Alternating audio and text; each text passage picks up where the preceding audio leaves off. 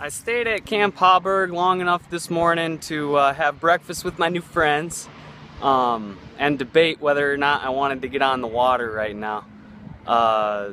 It was a pretty bad storm this morning, and the wind didn't look like it was going to get much better throughout the day, and there's more storms forecast for later on. Even with the late start though, I should be able to make it past Lock 14 pretty easily. It's really not that far away. And then it's only a few miles after that, I think, to a River Angels house who's invited me to stay with them. So I think I'm gonna do that because I've been pushing myself pretty hard lately, and I think I could use a little bit of a break. And it's another opportunity to tell stories and meet some cool people. Right now I'm in a pool that is kind of covered by the trees and protected from the wind and doesn't have any current, right before what's called a quick lock here at Lock 14. I think it's the only one on the river. It's just a smaller lock for smaller boats, which is pretty cool. Fighting the wind has been kind of painful, but I've had plenty of rest and my muscles aren't sore, so hasn't been too bad. I had a pretty awesome time at Camp Hauberg. I kind of wish I took a few more video, but it is what it is. So I'm in the quick locks, which is pretty neat. It took a little extra paddling to get in here, but not very much. And it's just a little mini lock. So after Lock 14, I made it to Bob's house.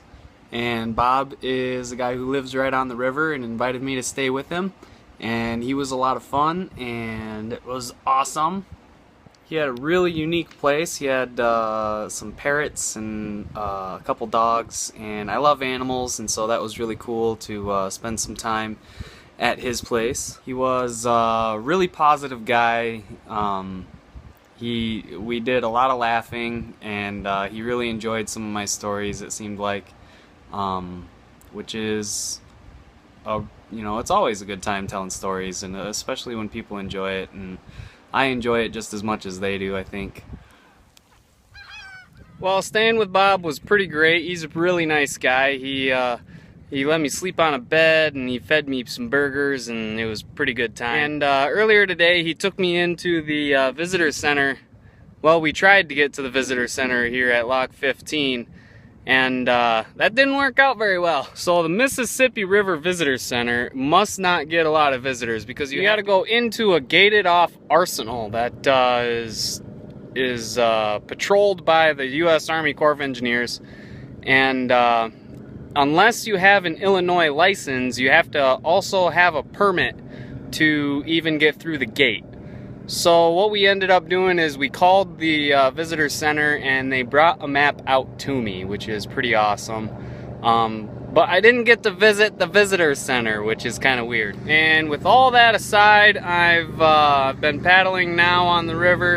I'm almost to Lock 15, and I'm going to stop about 3 miles past. I'm going to stop to go to another River Angels house who offered to let me stay. I don't really plan on turning anyone down if they get a hold of me and offer to let me stay at their place. So far, everyone's been really awesome, and I like telling the stories, and I like interacting with all of these really nice and awesome people, and hearing their stories as well. It's a real treat. So meeting people is definitely part of the reason I want to do this, and I want to take every opportunity I can to meet really awesome people. So here's Lock 15, and the visitor center that you're not allowed to visit is one of the buildings over there somewhere. So after Lock 15, I easily found the landing where I met Jo and her husband.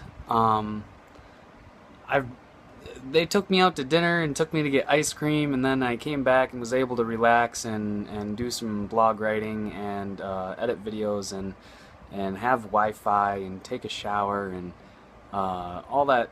I mean, I just feel so spoiled along this section of river like I did before in the La Crosse section, where I got visited by all these people from home except these are complete strangers, and it's really just been amazing the last few, well, the last, few days, um, just interacting with all of these amazing people who are willing to put themselves out there for complete strangers.